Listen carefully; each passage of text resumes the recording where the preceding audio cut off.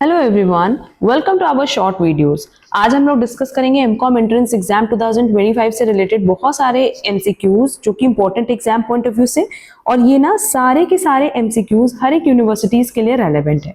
तो चलो फिर अपना सेशन स्टार्ट करते हैं।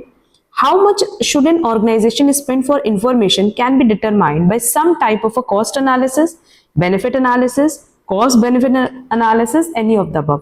No doubt इसका करेक्ट आंसर होना चाहिए कॉस्ट बेनिफिट एनालिसिस, क्योंकि जब भी आप कोई इंफॉर्मेशन कलेक्ट करोगे, ऑर्गेनाइजेशन कोई भी इंफॉर्मेशन कलेक्ट करेगा तो वो उसको ये देखना होता है कि जितना वो खर्चा कर रहा है क्या उतना बेनिफिट मिल भी रहा है या नहीं।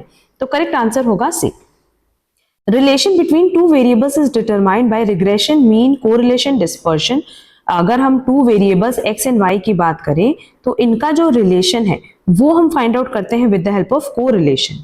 Next, maximum value of correlation is, याद रखना कि अगर कोरिलेशन की मैक्सिमम वैल्यू की बात करें तो +1 होगा, मिनिमम वैल्यू -1 होगा। तो करेक्ट आंसर होगा B, +1। Next, minimum value of correlation is -1, अभी बताया हमने। In case there is no relation between two variables, value of coefficient of correlation will be, अगर दो वेरिएबल्स के बीच में किसी तरह का कोई रिलेशन ही नहीं है तो उस केस में, जैसे मान लो एक हमारे पास है वीट और एक है शूज, तो इन दोनों के बीच में कोई रिलेशन नहीं है, तो हमेशा कोरिलेशन या कोएफिशिएंट ऑफ कोरिलेशन क्या आएगा, आर क्या आएगा, 0 आएगा। करेक्ट आंसर होगा डी।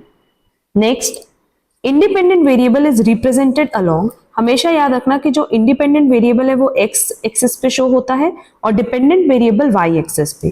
तो इसका करेक्ट आंसर होगा A, and dependent variable is represented along Y axis. Next, range of the coefficient of correlation is, अभी बताया +1 to -1 ये लाई करता है, दैट इज +-1। करेक्ट आंसर होगा B. Next, as the value of x increases, if y also increases, then coefficient of correlation will be, अगर दोनों same direction में है तो पॉजिटिव, अगर अपोजिट डायरेक्शन में है तो नेगेटिव, और अगर कोई रिलेशन नहीं है तो 0। ठीक है, x एक्सिस और y एक्सिस पे जो वैल्यूज है वो दोनों ही इंक्रीज करी है या दोनों ही डिक्रीज करी तो उसको हम कहते हैं पॉजिटिव, एक इंक्रीज एक डिक्रीज या वाइस वर्सा करे तो उसको हम कहते हैं नेगेटिव। तो करेक्ट आंसर हो जाएगा ए, पॉजिटिव। इस तरह के और एमसीक्यूज के लिए आप हमारा चैनल जरूर सब्सक्राइब कर लें, एंड अगर आज का वीडियो आपको पसंद आया है, यूजफुल लगा है, तो प्लीज वीडियो को लाइक, कमेंट, शेयर जरूर करना। हम इस तरह के और शॉर्ट वीडियोस रेगुलर अपडेट करेंगे। आज के लिए बस इतना। Thank you so much.